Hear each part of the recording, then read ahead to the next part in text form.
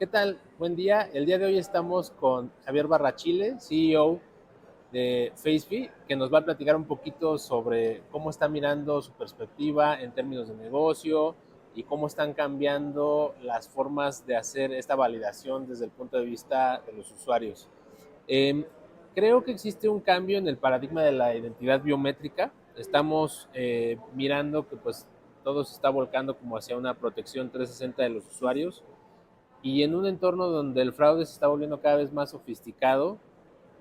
¿Por qué la identidad de los biométricos tendría que ser complementada con algo más? Muy buena pregunta. Como estábamos comentando, el fraude está evolucionando. El fraude ya no es artesanal, el fraude es completamente industrial, digital ¿Ok? y automatizable. Cada vez es más automático.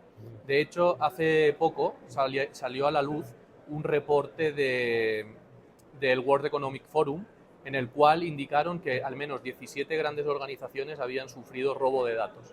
¿Y Ok. cómo habían sufrido ese robo de datos? Utilizando herramientas, digamos, de Anthropic. Anthropic, Sí, sí, ¿conocéis sí. Claude Anthropic?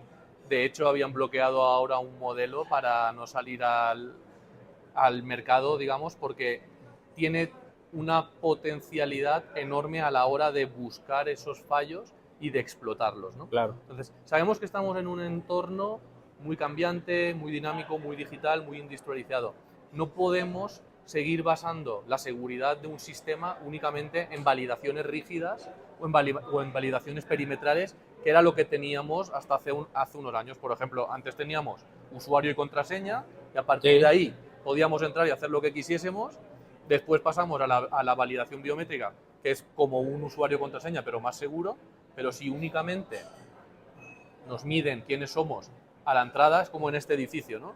Estamos en la puerta de abajo, me han preguntado quién soy en la puerta de abajo, pero una vez entro, después yo puedo hacer lo que quiera por aquí. claro, sí. Pero eso no es así, ¿no? No. Deberíamos de tener la identidad es algo continuo, la identidad es algo que nos pertenece a nosotros, no es únicamente una usuario y contraseña que nos den en un momento. Ok. Entonces, el cambio a esa plataforma, digamos, que estamos desarrollando ahora, que es la plataforma 360, en la cual no vale únicamente saber quién es la persona, sino que además necesitamos saber quién es la persona en cada momento, cómo se está comportando y cómo interactúa tanto con sus cuentas como con el tipo de transacciones que realiza. Ok. Por otra parte, creo que existe un consenso en que hay que mitigar estas acciones de la IA y la parte de deepfakes, ¿no? Justo como comentabas tú con el auge de la inteligencia artificial generativa y cómo se está integrando en entornos cada vez más complejos, los criminales están utilizando la tecnología pues, para suplantar esta identidad humana, ¿no? ¿Cómo está evolucionando esta tecnología de FaceFi para asegurar que el proceso de onboarding de los usuarios sea como a prueba de estas vulnerabilidades o de Uh-huh. estas amenazas, ¿no? Es una pregunta que tiene muchísimas aristas. Voy a intentar ver si lo puedo Aproximar. resumir de forma rápida.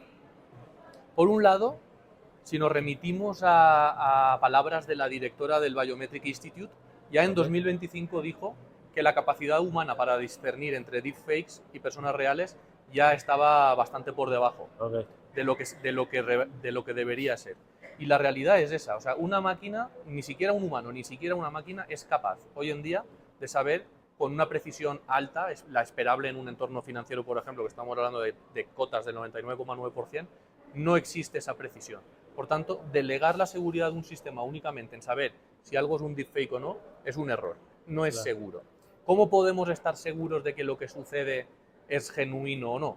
Complementándolo con muchas otras capas. Lo que estábamos hablando antes, por ejemplo, los ataques de inyección. ¿Cómo podemos cerciorarnos de que lo que sucede en el propio dispositivo es genuino o no? Es un Sí, dispositivo íntegro, que no ha sido manipulado, que no está jailbreakado, que no está sucediendo nada raro, que no hay un deepfake en tiempo real que esté consumiendo X cantidad de recursos, que le emitamos una serie de impulsos, que es el challenge response, por ejemplo, que es imperceptible al ojo humano, pero nosotros podemos generar como una llave en el servidor, la emitimos al propio dispositivo, el dispositivo reacciona de una forma que solo ese dispositivo puede hacer y ujú, nosotros lo capturamos.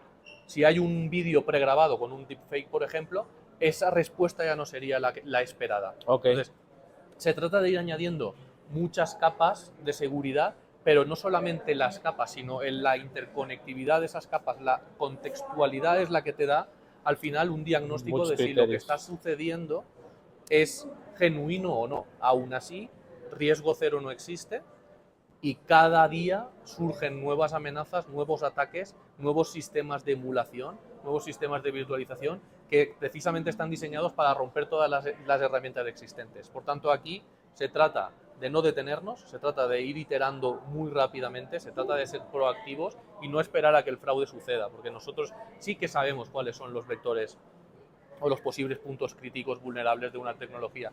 Y es ahí donde tenemos que ser preventivos para Claro. poder proporcionar esas herramientas antes de que los atacantes consigan vulnerarlas.